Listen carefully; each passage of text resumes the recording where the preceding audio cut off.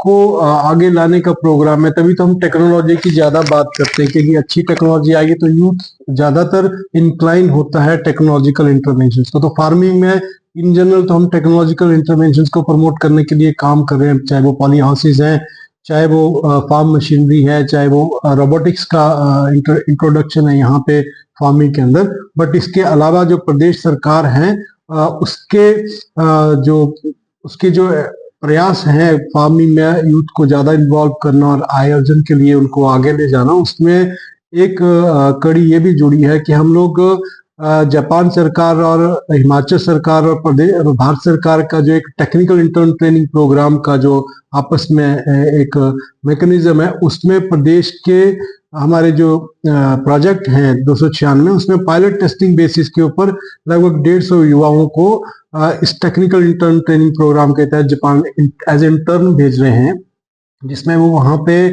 जो Japanese cooperatives हैं या जो बड़े किसान हैं और जो फूड सप्लाई चेन है उसके अंदर एज इंटर्न जो है वो डिप्लॉय किए जाएंगे। वो वहाँ फार्मिंग भी सीखेंगे और एडवांस टेक्नोलॉजी को ऑपरेट और हैंडल करना भी सीखेंगे। साथ में उनको जो है वो एक अच्छा amount as a intern honorarium भी मिलेगा। 3 साल तक उनको पहले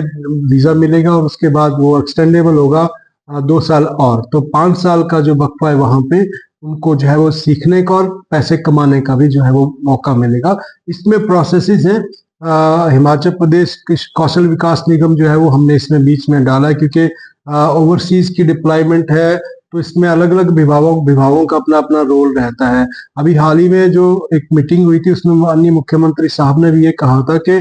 लेबर डिपार्टमेंट और दूसरे जो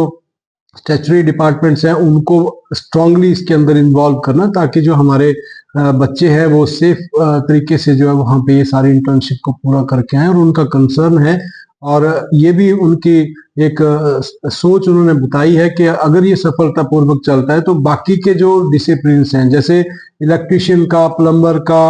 आप देखें कि इंजीनियर्स का, ड्राइविंग में, हेल्थ सेक्टर में काफी बच्चों की आवश्यकता रहती है, नर्सिंग में या डॉक्टर्स की। तो सरकार का ये मानना है कि अगर ये सफलतापूर्वक एक्सपीडाइट हो जाता है तो सरकार जो है प्रदेश के अंदर ही इन युवाओं, इस तरह के ट्रेड्स में भी बाकी युवाओं को मौका देने का आगे विचार कर सकती है इसकी सफलता के बाद। तो इस तरह से किसानों के बच्चों के लिए एक अच्छी अपॉर्चुनिटी है जो सरकारों की तरफ से ये इस तरह का फ्रेमवर्क जो है वो करने के लिए परियोजनाओं को आदेश हुए हैं।